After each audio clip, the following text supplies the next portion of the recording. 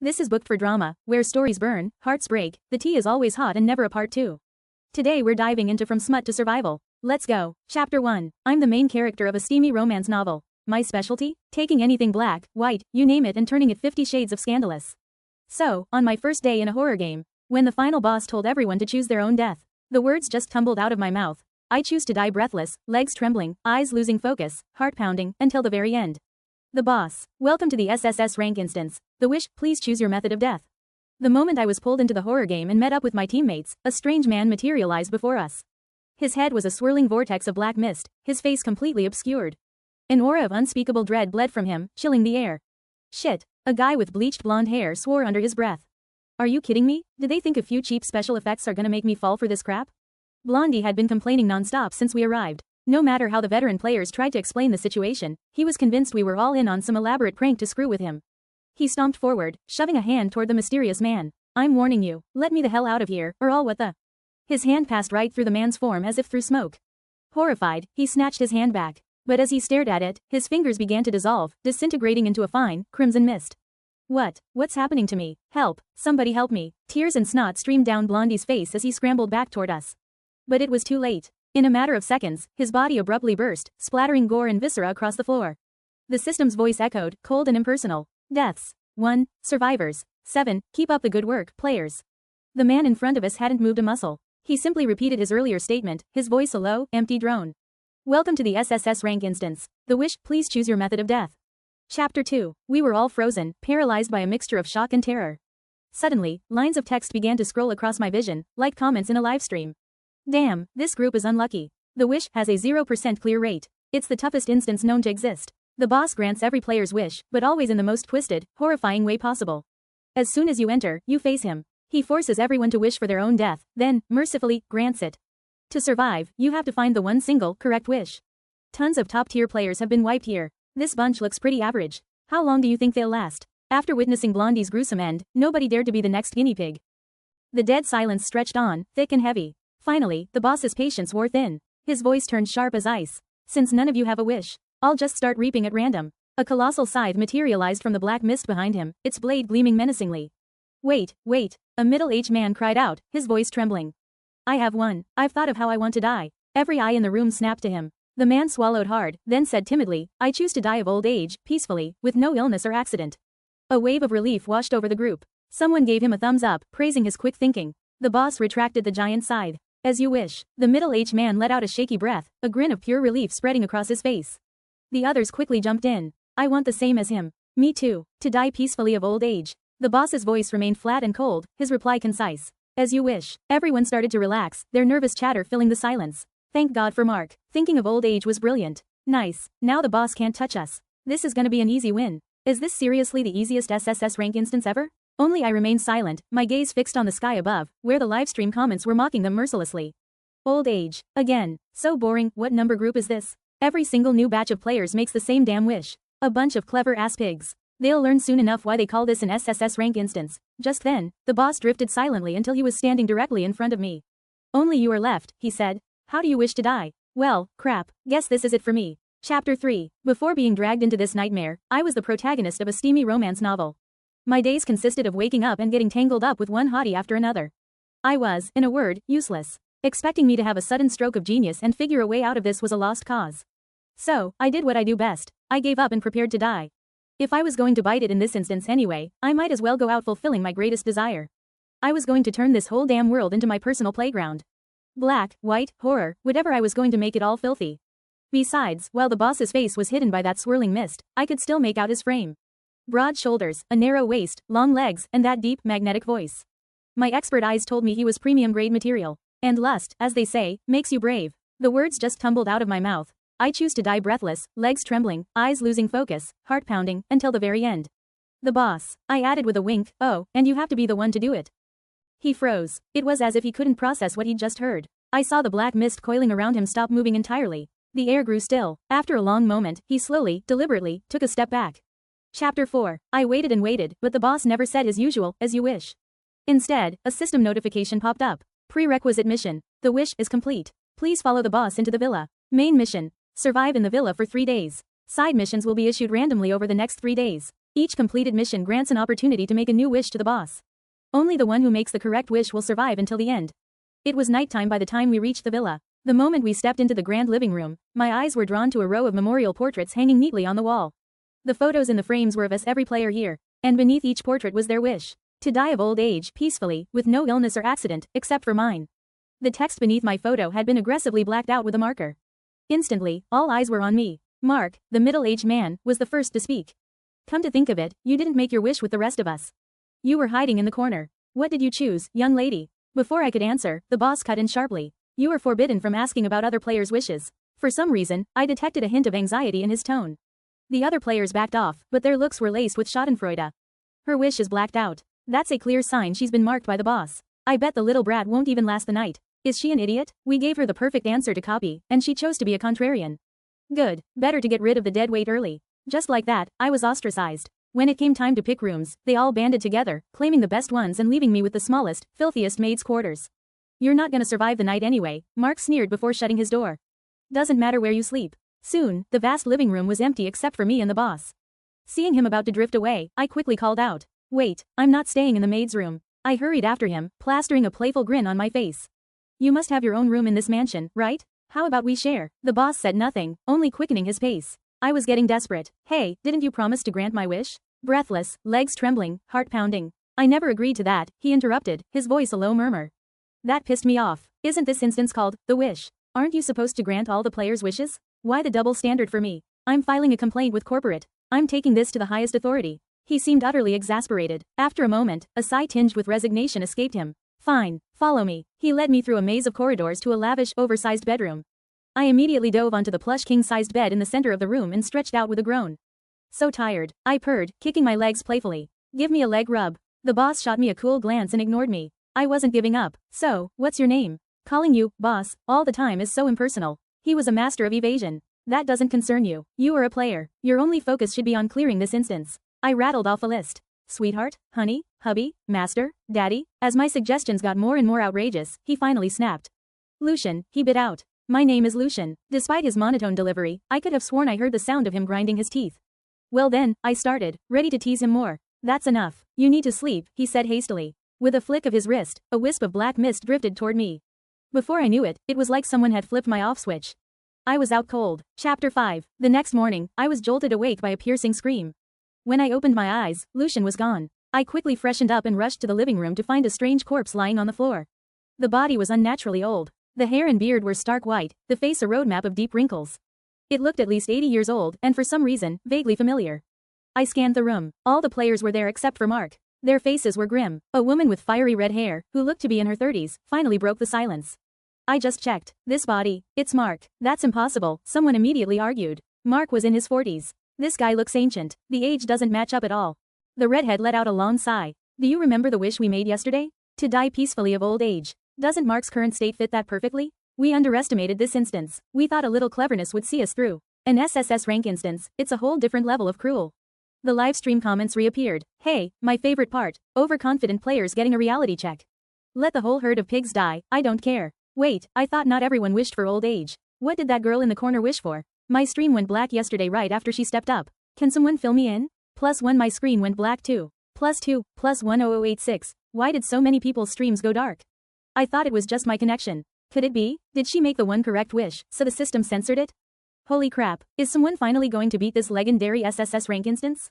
You guys have wild imaginations. I looked her up, she's a total newbie. A fragile little flower like her? I could snap her in half. Expecting her to clear a top-tier instance is a joke. A young girl in our group started to sob. What are we going to do? We all made the same wish as Mark. Does that mean we're all going to die like that? The same thought had clearly crossed everyone's mind. The mood in the room grew even heavier. The red-haired woman lit a cigarette, took a long drag, and exhaled slowly. Not necessarily. Remember what the system said? There will be side missions. Each time we complete one, we get to make a new wish. We still have a chance, as long as we make the right wish this time. Her calm demeanor was a balm on everyone's frayed nerves. She continued, my name's Cynthia. I was an executive at a multinational before this. I'd like to think I have decent judgment. If you trust me, I will lead you all to victory. When people are terrified, they instinctively look for a leader. Cynthia, with her sharp mind and commanding presence, naturally became our anchor. After securing her leadership, she offered a few more words of encouragement.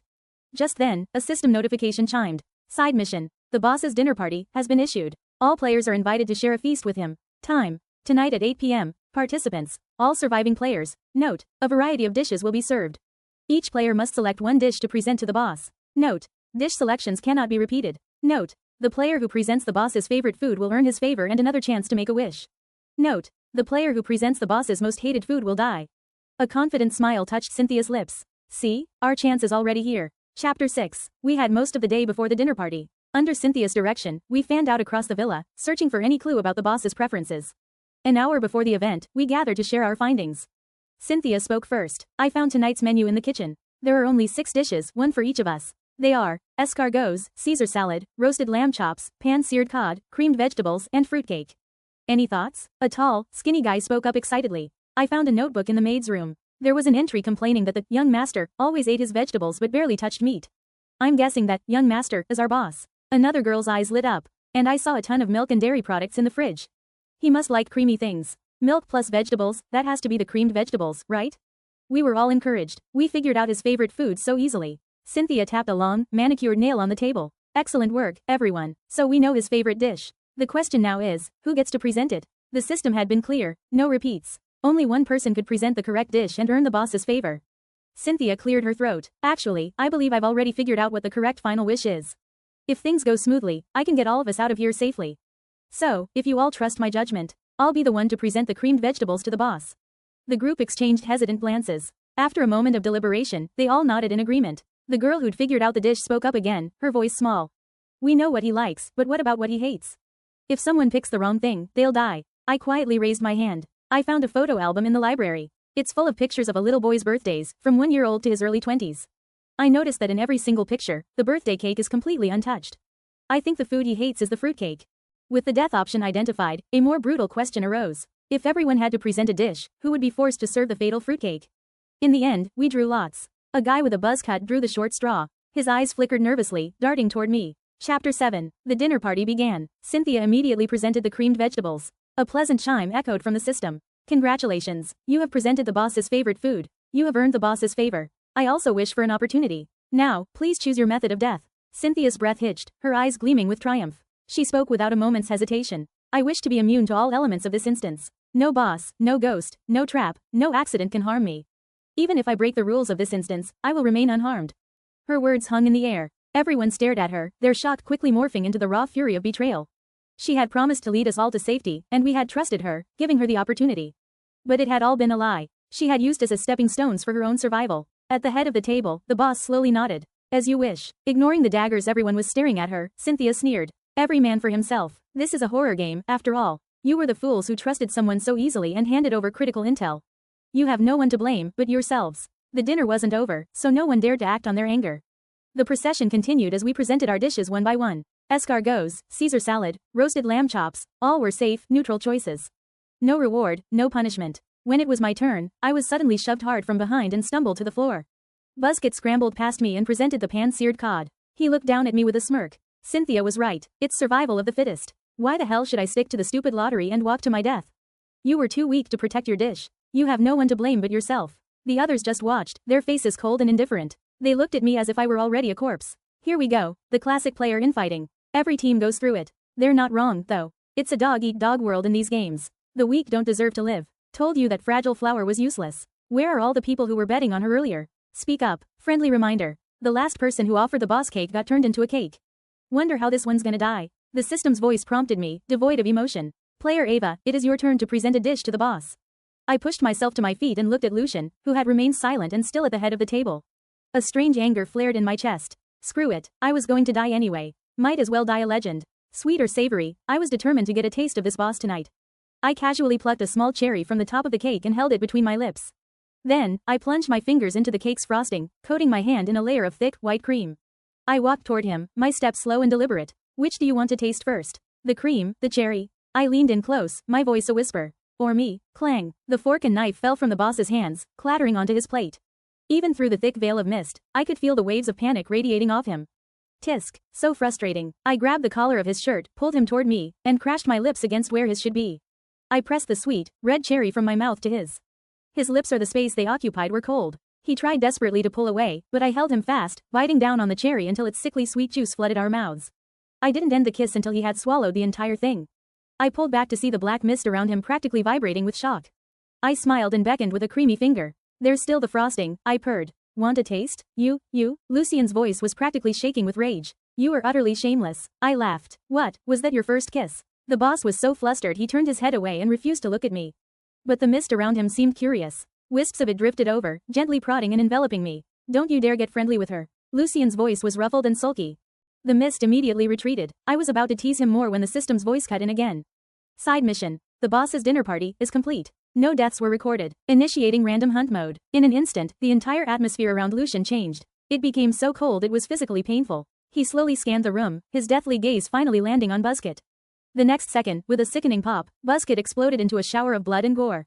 Chapter 8. After the execution, Lucien turned and drifted away. Ignoring the shocked and questioning stares of the remaining players, I scrambled to follow him.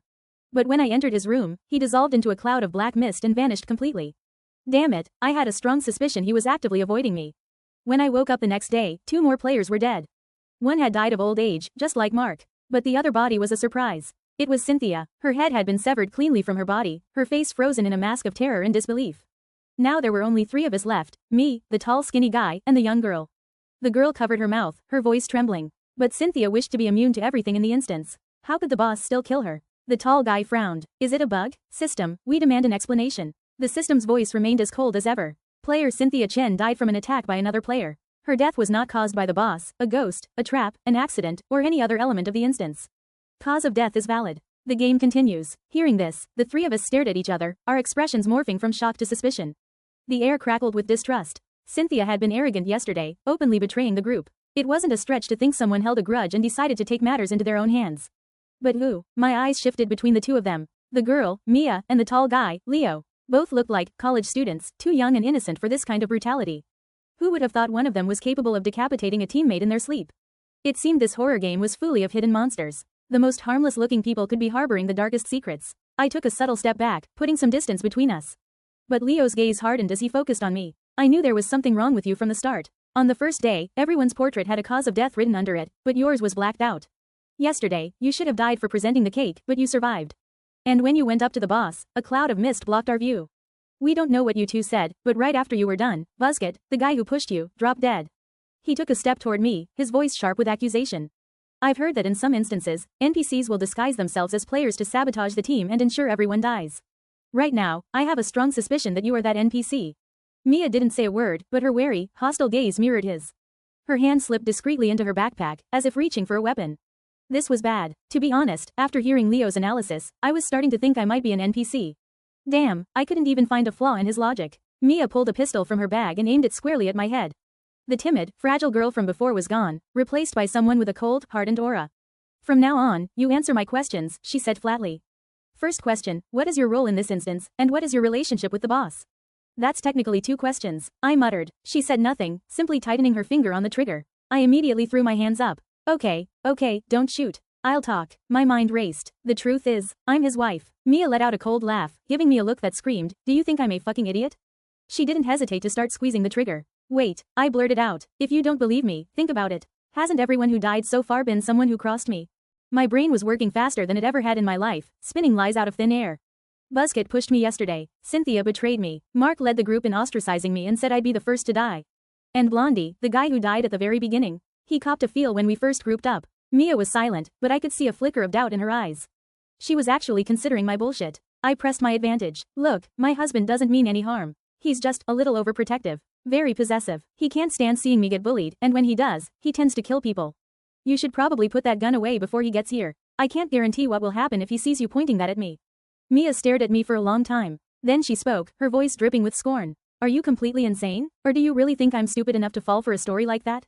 The livestream comments exploded with laughter, all repeating the same thing. This dumbass is completely nuts. Well, I was out of ideas. I was just a poor, helpless protagonist from a smut novel. I didn't have any secret powers that would suddenly awaken and let me overpower them. Spread my hands in surrender. You don't believe me? Fine, you can ask him yourself when he gets here. Let's see, why don't you ask him if I kissed him yesterday? Just then, the system chimed in. Side mission. The boss's truth has been issued. Each player may ask the boss any 3 questions. Time. Now. Participants. All surviving players. Note. The boss can only tell the truth. Note. you may not ask questions directly related to the game's solution, such as the correct wish. Note: asking questions related to the boss's life before death may provide clues to the correct wish, but also runs the risk of enraging him and resulting in immediate annihilation. All players, please ask your questions wisely. A thick black mist swirled into the room, coalescing into the familiar form of Lucian. Chapter 9. Before anyone else could react, I shouted, I have a question. I stared at Lucian, my gaze intense. Yesterday, when I kissed you, what did I taste like? Lucian froze, a palpable sense of reluctance and misery emanating from him. But rules were rules. Even the boss had to obey. During the boss's truth mission, he could not lie. Sweet, he finally ground out. Like cherries. The moment the words left him, Leo and Mia whipped their heads around to stare at me, their expressions a mixture of shock and horror. Their jaws hung open. The livestream comments were just a solid wall of question marks. Satisfied with his answer, I smiled slyly and continued. Second question, how big are you? Lucian's form seemed to tense. His voice was as flat as ever, but I could hear the confusion in it. You only have 3 questions. Are you sure you want to waste one on something so trivial? Trivial? How could it be? There was no question more important than this. I'm sure. Though confused, Lucian answered. 24. I frowned. That's not specific enough. 24 what? Years old, or inches? The difference was, shall we say, significant. 24 years wait. Lucian suddenly caught on. What are you asking? I let out a low whistle, my face a mask of pure innocence. Just asking about units of measurement. Is there a problem? A dead, heavy silence filled the room. After what felt like an eternity, Lucian finally forced out a few words from deep within his misty form. Years. I pressed on, undeterred. And the other thing? Another agonizing pause. 9.5 inches. Nice. I grinned. Okay, I'm good for now. I need to think carefully about my last question. Let them go first. Chapter 10. When Mia stepped forward, she shot me a look so complex I couldn't even begin to decipher it. But with her life on the line, she had no time for gossip. Mindful of the risk of angering the boss, she chose her words carefully, opting for a more roundabout approach. First question. Is this villa where you used to live, and is it where you died? Lucian slowly nodded. Yes. Second question. While you were alive, did you suffer some form of physical or mental torment in this villa? He nodded again. Yes. A confident smile spread across Mia's face. It seemed she was close to solving the puzzle. Did you die as a result of abuse from a family member? But this time, Lucian slowly shook his head. No. The smile on Mia's face froze. She was clearly disappointed, but her 3 questions were up. She had no choice but to retreat. It was Leo's turn. First question, he began, his eyes fixed on Lucian. Did the torment you suffered come from people who were not your relatives? People who worked in the villa, like a butler or a maid? Yes. What was their reason for tormenting you, and ultimately killing you? Was it for money? It was an aggressive question. Leo was visibly sweating, terrified he might have crossed a line. But if he got an answer, it could unlock the entire mystery of the boss's death, and with it, the clue to the correct wish. However, Lucian slowly shook his head. To be precise, they did not kill me. Nor did they torment me of their own free will. And it was not just for money. Their motives were something else. Leo was stunned. That answer was completely outside his expectations. After a long pause, he finally asked his last question. Do you hate them? Lucian nodded. Yes. Mia and Leo retreated, both lost in thought. Once they were gone, I walked up to Lucian, who was now shrouded in a mist even darker and thicker than before. I asked my final question. Your ability to grant wishes. Is that something you had in life, or did you only gain it after you died? The instant the last word left my mouth, the black mist around Lucian exploded, engulfing me completely. The air was thick with the stench of blood and a palpable resentment so thick it felt like it was trying to drown me. A long time passed before I heard his reply. In life, the final day, system, final mission, the wish has been issued. All players may make one final wish to the boss. Only the player who makes the correct wish will survive. All other players will be annihilated. Note: this final wish is not limited to a method of death. Players may wish for anything they desire. Lucian stood before us, silent and still. Leo and Mia exchanged a look. After a moment, Leo stepped forward. They had spent all night discussing their theories, and they had come to a conclusion. If the correct wish was tied to the boss's past, then it couldn't be a selfish wish for themselves. It had to be a wish that would please or satisfy the boss. Leo swallowed hard and spoke the wish he had carefully crafted. I wish for you to kill all of your enemies and finally get your revenge.